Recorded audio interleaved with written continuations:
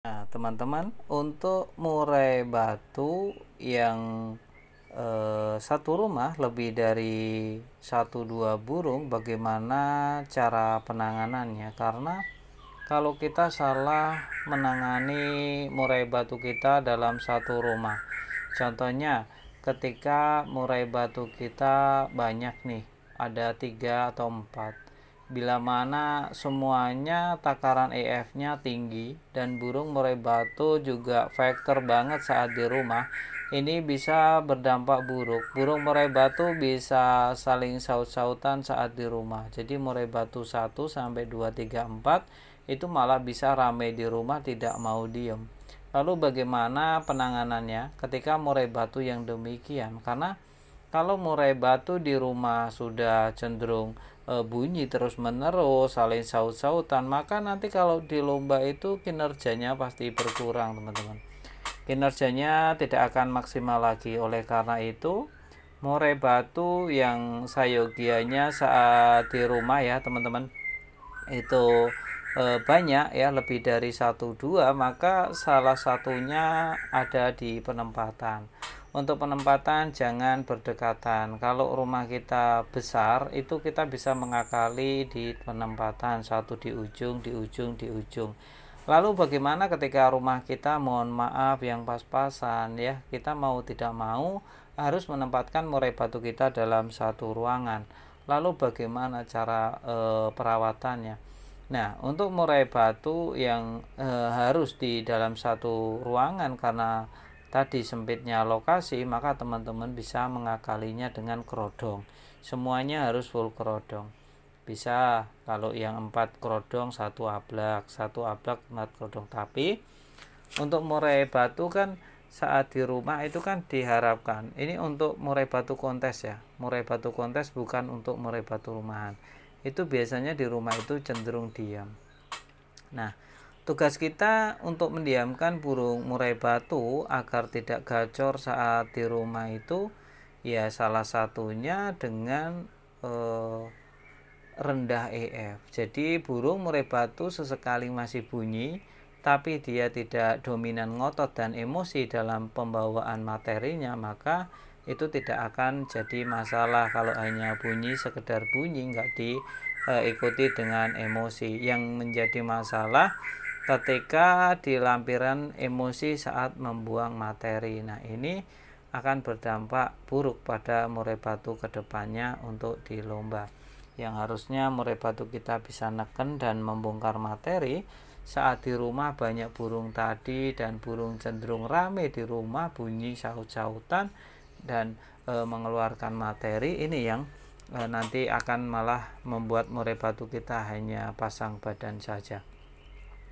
Perlu dicatat ya teman-teman, untuk murai batu di rumah itu sebenarnya adalah masa pengondisian, masa perawatan. Jadi untuk murai batu teman-teman saat di rumah ya seyogianya ya memang harus diistirahatkan, benar-benar istirahat. Jadi jangan dipancing-pancing, jangan diganggu-ganggu. Itu ya teman-teman untuk murai batu yang banyak burung saat satu rumah. Kita tambahin ya materi-materi untuk teman-teman yang membutuhkannya. Kalau teman-teman tidak memiliki umbaran tapi burung murai batunya ingin durasi 1, 2, 3, teman-teman bisa mengakalinya dengan jemur sauna. Ini untuk tenaga sendiri teman-teman bisa didapatkan dengan umbar ya, atau yang kedua dengan jemur. Jadi silakan teman-teman ya, silakan disesuaikan saja. Tapi kalau teman-teman memiliki umbaran maka tidak perlu jemur terlalu lama, asalkan murai batu teman-teman itu emosinya sudah bagus dan stabil.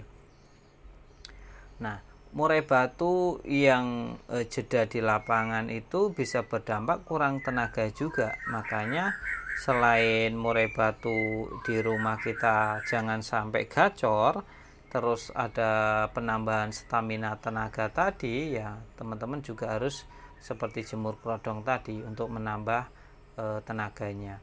Lalu untuk pemasteran, murai batu yang kurang bagus dalam pemasterannya tentu akan berdampak buruk ya, akan berdampak buruk pada pembawaannya nanti, entah itu pembawaannya kosong dalam artian hanya ngukluk, tidak membongkar materi ya, kurang ngotot dalam artian tidak mengintimidasi lawan. Terus murai batu tadi juga pembawaannya hanya setengah-setengah atau putus-putus, tidak tuntas. Ini juga bisa karena salahnya pemasteran. Pemasteran harusnya tuntas ya. Satu burung bisa teman-teman masteri selama 2 minggu. Nanti ganti pemasteran lagi 2 minggu lagi. Jangan sering gonta ganti masteran. Lalu masteran apa yang bagus untuk murai batu? Saya sarankan teman-teman memiliki serindit, harganya murah tapi untuk memasterin sangat mewah sekali. Itu ya teman-teman tentang masteran murai batu, tentang tenaga ya. Untuk teman-teman jangan juga sering ngetrek burung murai batu kita di rumah, karena itu bisa ngempos, membuat murai batu itu kita itu tidak memiliki tenaga. Kalau murai batu kita tidak memiliki tenaga, murai batu kita juga tidak akan bisa membongkar materi saat di lomba nanti. Terus jangan terlalu sering melombakan murai batu dengan durasi yang terlalu berdekatan, karena ini juga bisa merusak murai batu kita. Teman-teman harus hati-hati kalau melombakan murai batu ya, kasih jeda ya, kasih jeda minimal ya 1 bulan sekali baru dilombakan. Murai batu yang bagus-bagus tadi yang biasanya orientasinya untuk event, teman-teman itu keluarnya itu dia lama biasanya. Dia tidak main di lat berat, dia tidak main di lat press, dia hanya keluar saat event-event. Itu ada murai batu yang demikian. Terus terkadang ada juga murai batu yang hanya jalan di event tapi dia tidak jalan saat di lat beran. Kalau di lat beran malah nggak jalan, terus burung murai batunya malah cenderung kondangan. Dan ada juga murai batu yang memang kalau di event lomba malah dia spesial juara dan prestasi.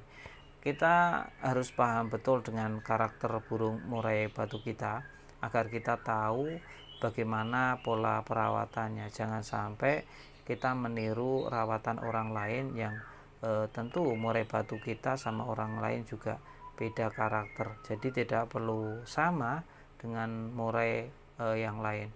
Tapi kalau untuk standarnya ya normal saja, yang penting untuk pemberian jangkrik masih di ring 3-10 itu masih masuk logika dalam perawatan murai batu.